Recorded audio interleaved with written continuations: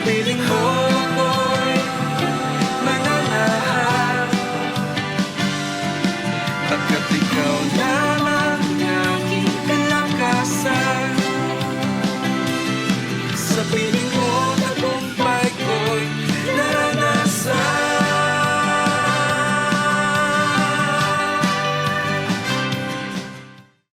Hi, good morning po and welcome po sa ating araw-araw na pagpapala sa ating Panginoon. So bago po tayo mag-umpisa, mananalangin po tayo. So join me in this prayer. Let's pray together. Father, in the name of Jesus, maraming salamat po sa napakagandang araw na pinasimulan mo ngayon. Lord, salamat po sa aming kalusugan, salamat po sa lakas, salamat po sa bagong pag-asa na ibinibigay niyo po sa amin kada pag-uumpisa ng araw. At Lord, maghapon kami po ay nakatuon sa iyo, nag-aabang kami ng iyong mga pagpapala at ang iyong katapatan ay aming maranasan, Panginoon. Salamat po, Panginoon. We thank you, we bless you in the name of Jesus. Amen, amen. Praise the Lord. So, kamusta na po kayo? Nako, ito pong mga nakaraang araw ay maulan po sa Maynila at sa karatig na mga lugar, especially to the northern side of the Philippines. Ako po, kagagaling ko lang po sa Mindanao, ngunit maaraw naman po doon, mainit. No, so makikita po natin na talagang sa iba-ibang lugar, iba-iba ang sitwasyon, iba-iba yung klima. At patuloy po ang ating pananalangin doon po sa ating mga kapatiran na maaaring nasalanta ng mga bagyo o mga malalakas na ulan itong mga nakaraang araw, na sila po ay patuloy na manahan, magtiwala at paboran ng ating Panginoon. Salamat po sa Diyos. So ngayon po ay syempre na tumatakbo na po ang buwan ng September. Imagine niyo, napakabilis po talaga ng mga panahon, So marami na po siguro tayo na sa ating mga checkbox na mga prayers natin na nasagot, mga things to do natin na nagawa natin, yung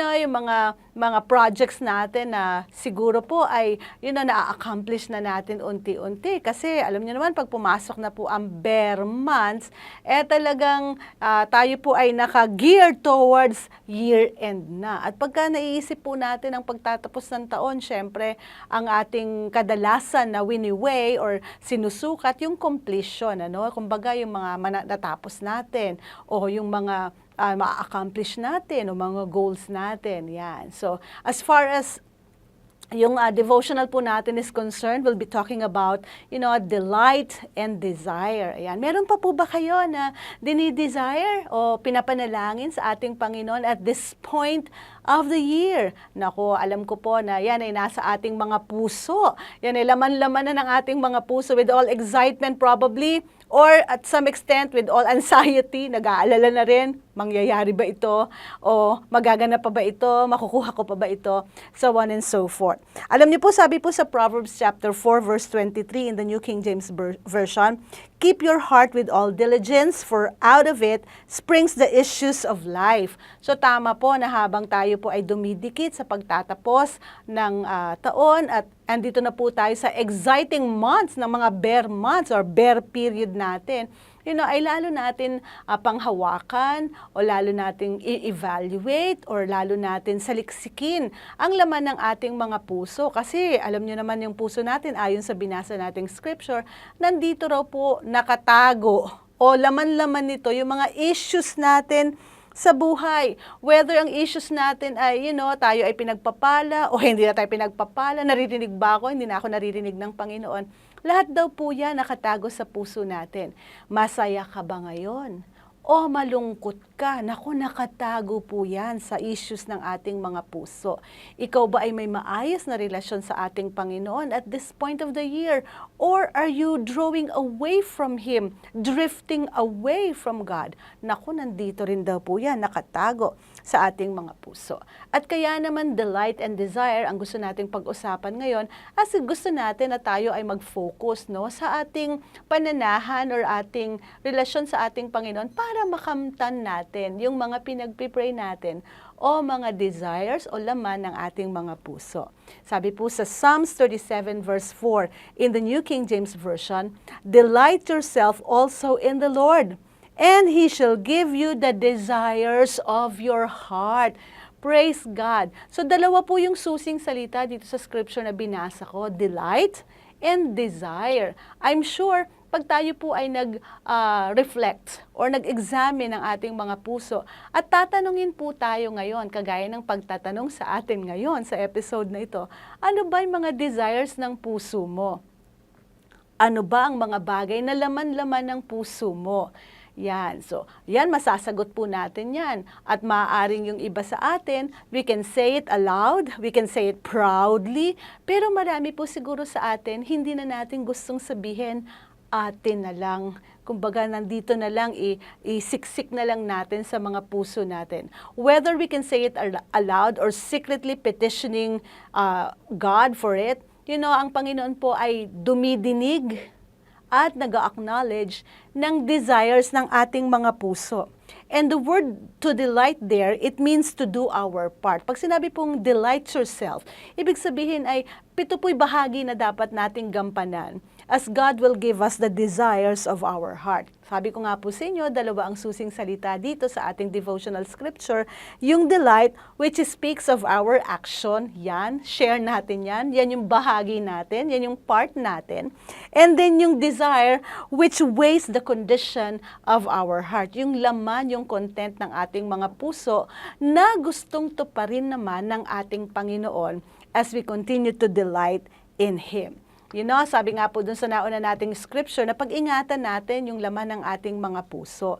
Yung content, yung tumatakbo, sa ating mga puso. For out of it flows the issues of life, So pag ini-evaluate po natin yung word na desire, yung tanong natin kanina na ano ba yung gusto pa natin na makamit sa ating Panginoon? Ano pa ba yung mga pinagpipray natin? Ano pa ba yung mga bagay that, we're asking God for, Na probably in a desperation ba yan?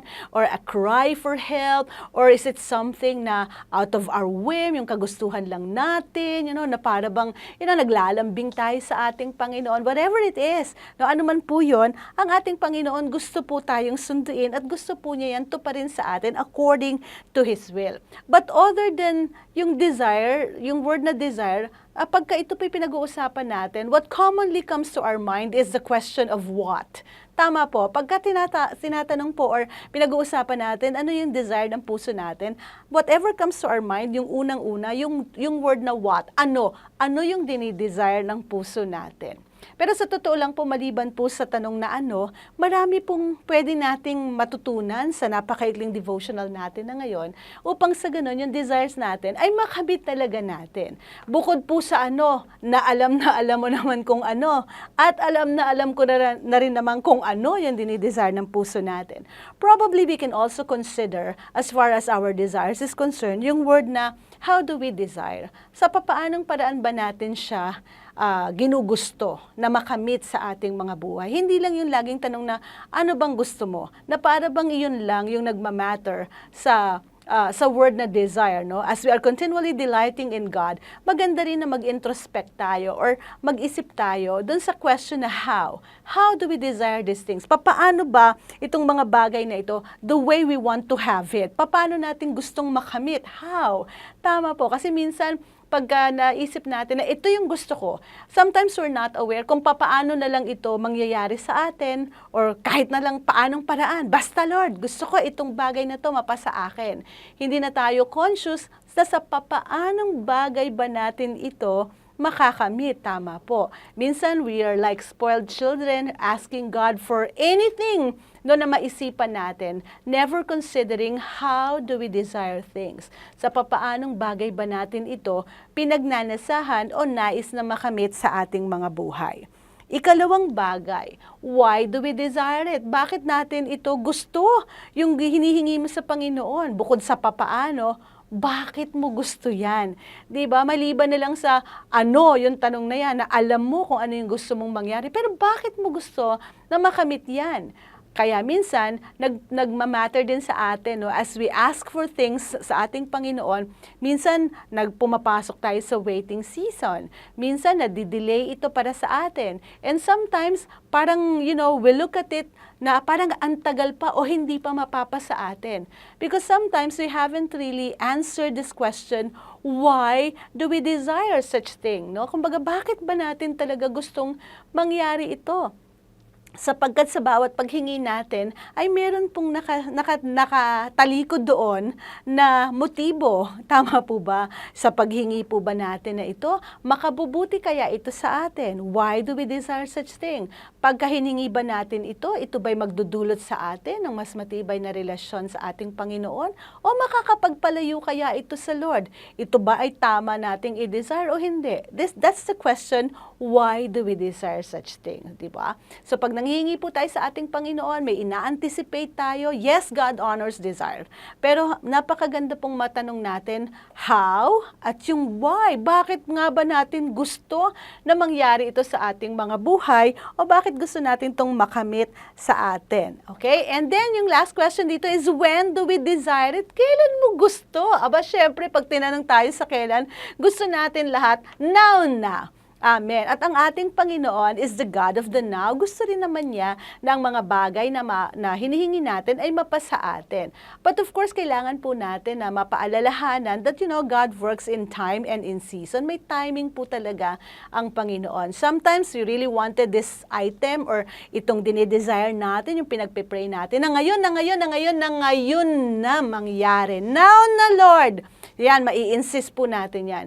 But, ito po ba talaga ang tamang panahon ng Panginoon para mapasa atin?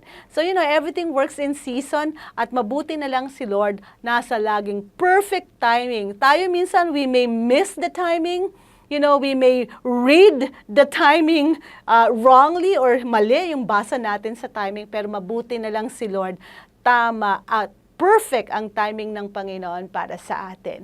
So I don't know kung ano po yung mga desires pa natin for this coming year, yung year-end na to. At alam ko na marami pa, ako rin po marami pa akong dinidesire sa Panginoon. But again, as we continue to delight ourselves in the Lord, ayan, itanong po natin yung papaano, yung bakit, at kung kailan ang mga desire na ito na ating hinihingi sa Panginoon ay mag-materialize sa atin.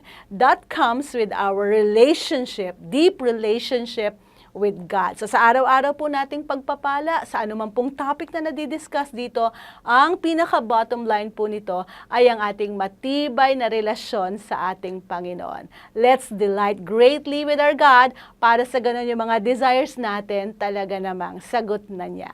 So this morning, mananalangin na po tayo. Let's pray together. Father, in the name of Jesus, we lift up to you every desires of our hearts, O God.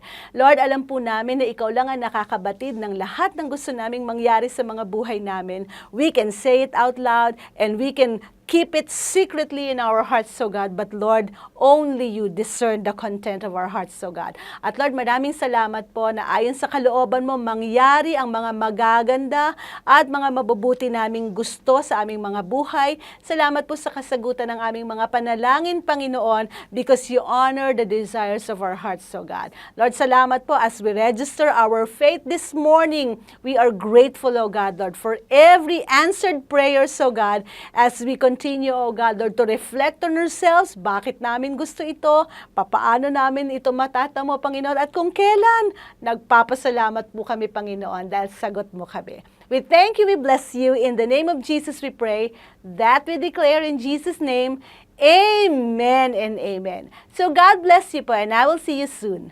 Bye!